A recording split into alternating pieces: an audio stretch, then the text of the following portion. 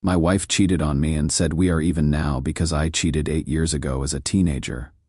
I don't know what to do. My wife Hannah looked me dead in the eye yesterday morning and said, I slept with someone else last night. Now we are even. Just like that. Like she was telling me she picked up milk from the store. I am still shaking as I type this. And I honestly don't know if I am losing my mind, or if this is as insane as it sounds. We have been married for 6 years together since high school, and we have a 4-year-old daughter named Lily. I am 27. Hannah's 27, and up until yesterday morning I thought we had worked through our past and built something real together. Here's the backstory that has apparently been haunting our entire marriage without me knowing it. When I was 19, I had an affair. Hannah and I were dating, had been since we were 17, and I was young and stupid, and thought I could handle having feelings for someone else. Her name was Sarah. We had known each other from college orientation, and what started as study sessions turned into 2 months of me living a double life. Hannah found out through Instagram of all things. Sarah posted a picture of her hand wearing this vintage watch that Hannah had given me for my birthday. She saw it in the background of some party photo and connected the dots. When Hannah confronted me, I couldn't even deny it because the evidence was right there. I had been wearing her gift while I was with another woman. The breakup nearly destroyed me. Hannah wouldn't speak to me for 3 months. I begged. I pleaded. I cut Sarah completely out of my life and blocked her on everything. I went to therapy. I read every relationship book I could find, and eventually Hannah agreed to try again. We spent a year rebuilding trust. I thought we would come out stronger. We got married at 21, had Lily when we were 23. I have been faithful ever since that moment. Hannah took me back. 8 years of being the husband I should have been from the beginning. 8 years of working to deserve the second chance she gave me. Last week, my college buddy Marcus threw his annual reunion party. Hannah stayed home because Lily had a fever, and honestly, I almost didn't go either. But Hannah insisted, said I should catch up with everyone, so I went. Sarah was there. I hadn't seen her in 8 years. She had moved to California, gotten engaged, the whole thing. I was polite but distant. We said hello.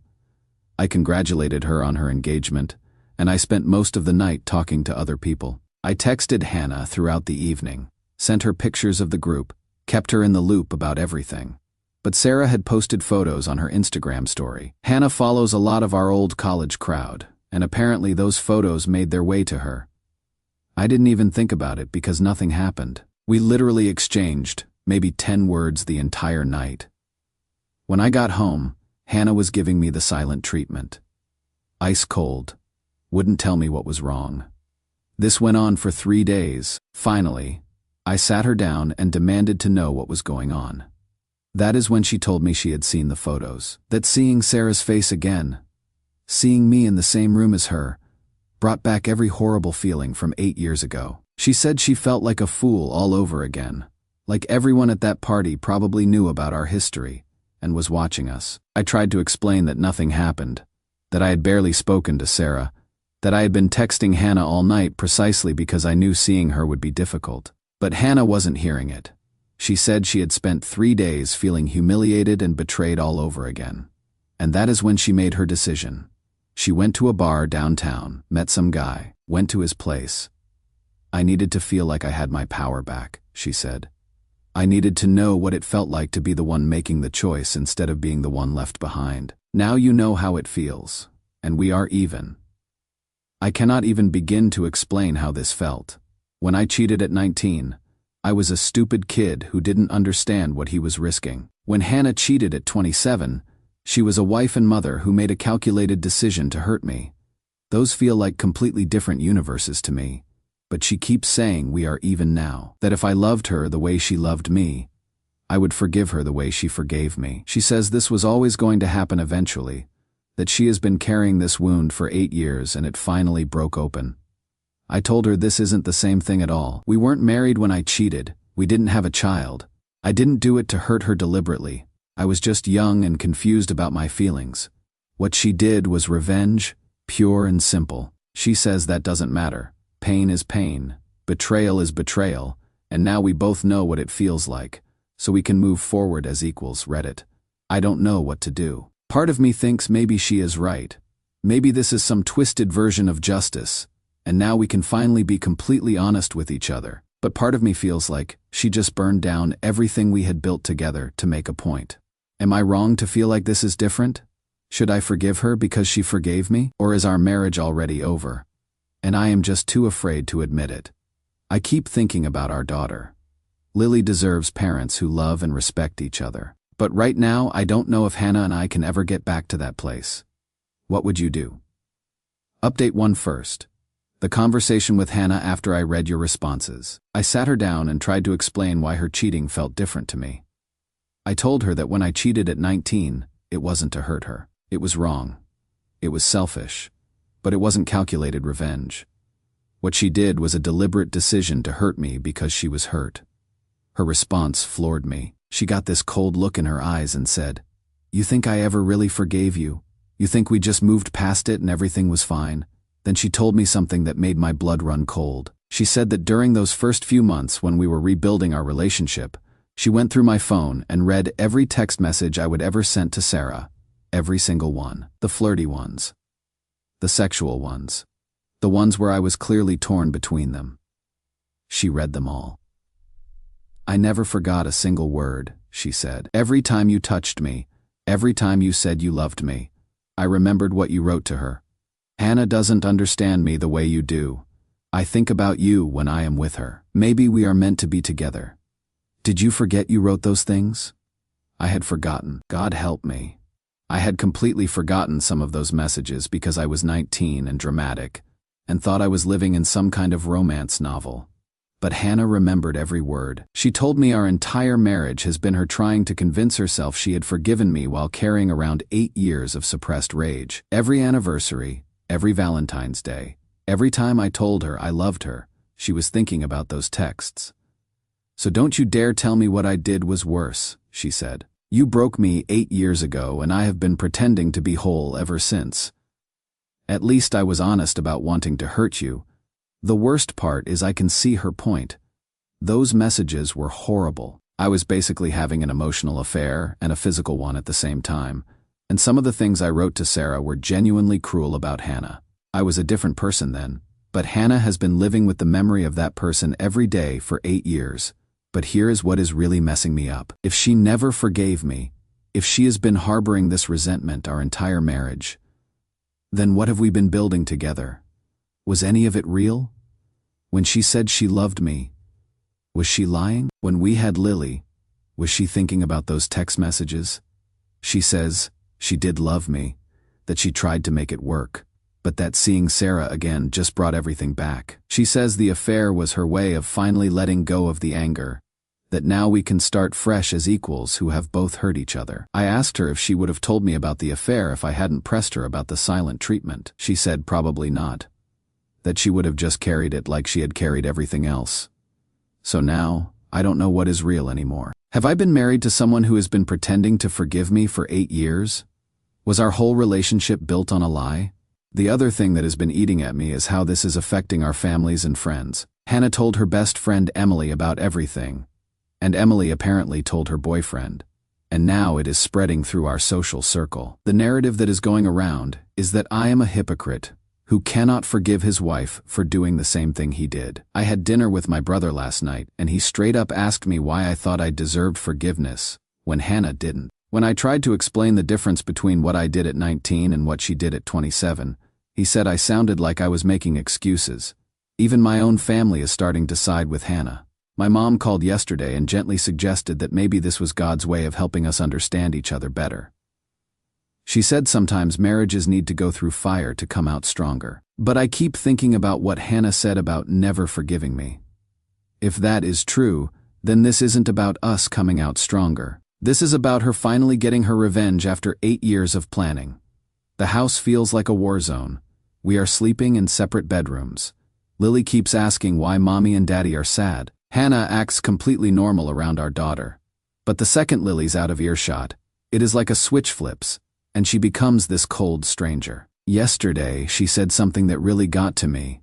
She said, "You got to be the villain and then the reformed hero. Now it is my turn.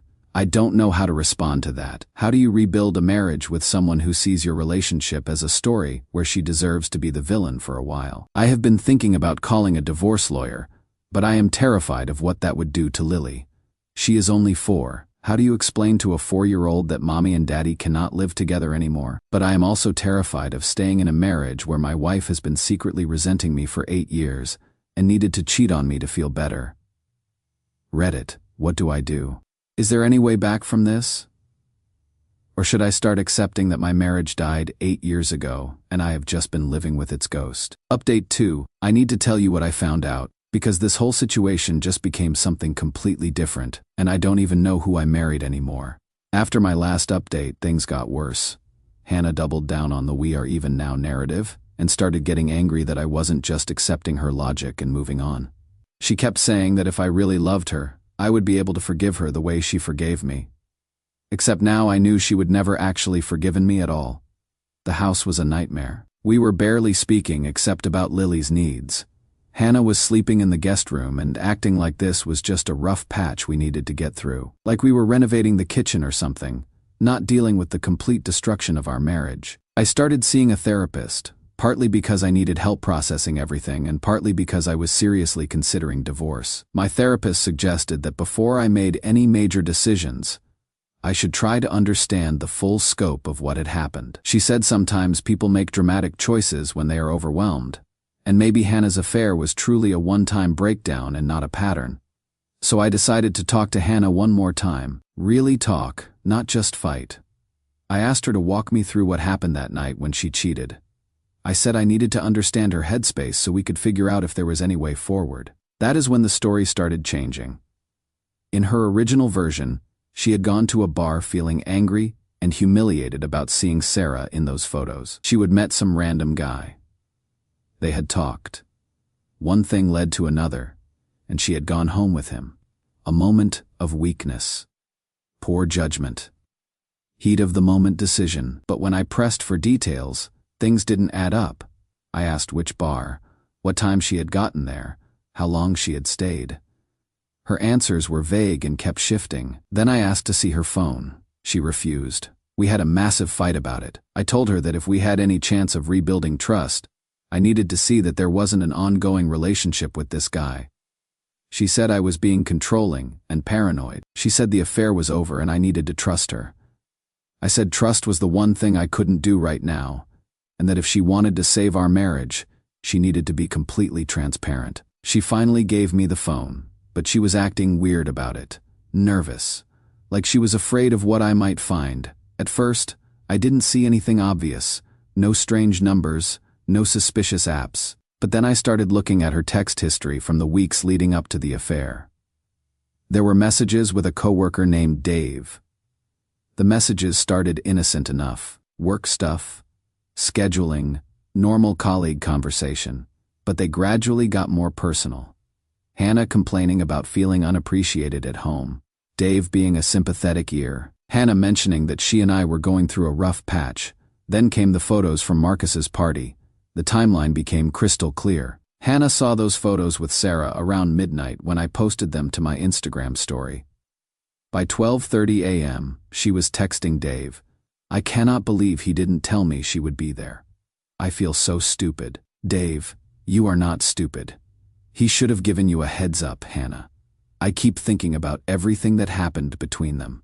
I never really got over it. Dave, maybe it is time you focused on yourself for once. You deserve better. The conversation went on like that for an hour. Dave basically spent the night telling Hannah that she deserved to be angry, that I was taking her for granted, that she was too good for someone who would hurt her the way I had. And then, at 2 a.m., Hannah texted, "Are you still up? I don't want to be alone right now. Dave, I will come pick you up." Reddit. It wasn't a random hookup with a stranger at a bar. It was a premeditated affair with a coworker who had been laying the groundwork for weeks. The photos with Sarah were just the excuse Hannah needed to finally act on something she had been building toward. When I confronted her with the texts, she finally told me the truth. She had been talking to Dave for months. Not exactly flirting, but definitely crossing emotional boundaries. He had been telling her she deserved better, that I didn't appreciate her, that she was wasting her life on someone who had already betrayed her once. The night she saw those photos, she was angry and hurt and impulsive. But she wasn't alone in some bar making a random bad decision. She called someone she had been emotionally involved with and asked him to come get her. I needed to feel wanted, she said. I needed to feel like someone chose me instead of me always being the one fighting for someone who had already proven I wasn't enough. The worst part was what she said next. I am not sorry it happened. I am sorry you found out this way, but I am not sorry I did it. I have been dying inside this marriage for years, Ethan. You broke something in me 8 years ago that never healed, and I was tired of pretending it had. She said the affair with Dave made her realize how unhappy she had been, how much resentment she had been carrying, how much of her life she had spent trying to convince herself she had forgiven something she never could forgive. This wasn't about getting even, she said.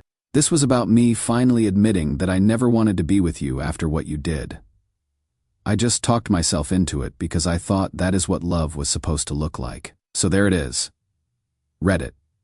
My wife cheated on me with a coworker she had been emotionally involved with for months. And then she lied about it being a random hookup because the truth made her look worse. And now she is telling me that our entire marriage was her trying to talk herself into loving someone she actually resented. I don't know what I am supposed to do with that information. I have already called a divorce lawyer. I have a consultation next week. I cannot stay married to someone who admits they never wanted to be married to me in the first place. The hardest part is going to be telling Lily, how do you explain to a 4-year-old that sometimes people try to love each other and it just doesn't work? But I cannot keep living in a marriage that was built on a lie. Hannah spent 8 years pretending to forgive me for something she could never forgive. And I spent 8 years trying to earn forgiveness that was never really on the table. Maybe we should have ended it 8 years ago. Maybe this is just the universe finally forcing us to face the truth we have been avoiding. I don't know if I am doing the right thing, but I know I cannot do this anymore. Final update. Hey Reddit. It has been 8 months since my last update, and so much has changed that I felt like I owed you closure on this story. A lot of you have messaged me over the months asking for an update, and I have been putting it off because honestly, I needed time to process everything that happened. The divorce is final. Hannah and I have joint custody of Lily, but I kept the house because Hannah agreed it would be less disruptive for our daughter to stay in the same place. Hannah moved into a 2-bedroom apartment about 10 minutes away, and we have settled into a routine that works better than I expected. The custody arrangement was actually easier to figure out than the emotional fallout with our families and friends. Remember how I mentioned that the narrative going around was that I was a hypocrite who couldn't forgive Hannah for doing what I had done? That narrative got a lot more complicated when the truth about Dave came out. It started when Dave's wife found out about the affair. Apparently, Dave had been telling Hannah that his marriage was basically over and he was planning to leave his wife anyway. Classic cheater playbook, right? But his wife had no idea they were having problems. She thought everything was fine until she found some of Hannah's texts on his phone. Dave's wife, Jessica, called Hannah directly to confront her. I wasn't there for that conversation, but according to Hannah, Jessica was furious and heartbroken. She had been married to Dave for 12 years and had no idea he was looking outside their marriage. Jessica ended up telling several people in Hannah's social circle what had really happened, that it wasn't a one-night revenge affair like Hannah had been claiming, but an ongoing emotional affair that turned physical. Jessica was hurt and angry and wanted people to know the truth about what kind of person had destroyed her marriage. Suddenly, the narrative changed. Instead of me being the unforgiving hypocrite, Hannah became the woman who had lied about a calculated affair and destroyed another marriage in the process. The sympathy she had been getting from our friends evaporated pretty quickly. My brother called me to apologize for suggesting I was making excuses. My mom stopped talking about marriages going through fire to get stronger. Even Emily, Hannah's best friend who had originally supported her, started distancing herself once she learned about the lies. Hannah didn't handle the social isolation well. She had built her whole justification around the idea that what she had done was understandable given what I would put her through. But when people found out she had lied about the circumstances and hurt another family in the process, that justification fell apart. Dave left his wife and wanted to start a relationship with Hannah, but by that point, Hannah had realized that the affair was never really about him. It was about her anger toward me, and once that anger was out in the open, she didn't actually want to be with Dave. She broke it off with him about a month after our divorce was finalized. The irony is that Dave's life imploded in a way that mine never did. He lost his wife, his kids live with their mom most of the time, and his reputation at work suffered when the affair became office gossip. Hannah told me recently that he has been texting her asking for another chance, saying she ruined his life by ending things. "Now, I know how you felt," she said to me a few weeks ago when we were exchanging Lily. "When someone you trust completely destroys your life and then wants you to just get over it." I didn't point out the obvious differences in our situations. I am trying to keep things civil for Lily's sake. Speaking of Lily, she is doing better than I expected. Kids are resilient, and having two parents who are no longer fighting all the time has actually improved her mood. Hannah and I are both committed to co-parenting effectively, and we have been seeing a family therapist together to make sure we are handling the transition in a healthy way. Lily asks sometimes when mommy and daddy are going to live in the same house again, and those conversations break my heart. But she is adapting to having two homes, and both Hannah and I are focused on making sure she feels loved and secure. As for me, I am doing better than I thought I would. I started individual therapy after the divorce was finalized, and it has helped me understand that what happened with Hannah wasn't really about the affair I had when I was 19. That was just a convenient excuse for deeper issues that probably would have surfaced eventually. My therapist helped me see that Hannah and I got together when we were essentially children, and we tried to build an adult marriage on a foundation that was cracked from the beginning. Maybe if we had broken up after my affair and gotten back together years later as fully formed adults, things could have been different. But we were too young to handle that level of betrayal and forgiveness. I have started dating again, which feels strange after being with the same person for basically my entire adult life. It is terrifying and exciting at the same time. I am taking it slow and being very upfront about my situation. Any woman I get involved with, seriously, is going to need to understand that I am a package deal with a 4-year-old. I have also been thinking a lot about forgiveness, real forgiveness. Not the kind Hannah and I thought we had achieved. I think real forgiveness might mean accepting that some things cannot be fixed, and that sometimes the most loving thing you can do is let someone go instead of trying to force a relationship that is fundamentally broken. I don't hate Hannah anymore.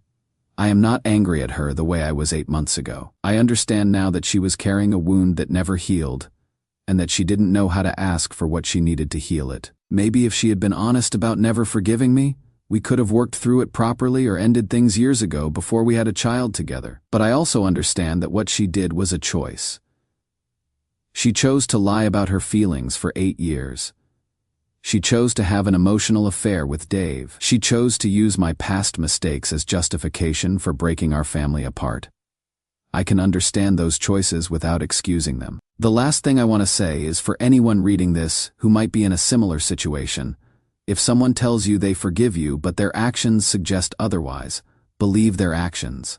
If you are carrying resentment that you cannot let go of, be honest about it before it destroys everything you are trying to build. Hannah and I wasted 8 years trying to build a marriage on a foundation of unresolved hurt and fake forgiveness. We could have saved ourselves and our daughter a lot of pain if we had been honest about what we were actually feeling instead of what we thought we should be feeling. I don't know if this story has a happy ending yet. Maybe in a few years when Lily's older and Hannah and I have both moved on completely, we will look back on this as the painful but necessary end of something that was never going to work. Maybe we will both find relationships that are built on honest foundations instead of ones we have to pretend are solid.